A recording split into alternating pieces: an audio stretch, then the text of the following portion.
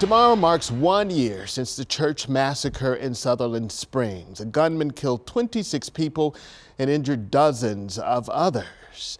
Governor Greg Abbott will attend and deliver remarks at a memorial and remembrance today at First Baptist Church of Sutherland Springs. Tomorrow, an Edgewood ISD educator will honor the lives of the lost with a 26-mile run. Elizabeth Reyes will start in San Antonio and end at the church. Also, in about an hour, we're going to sit down with one of the survivors and hear his story.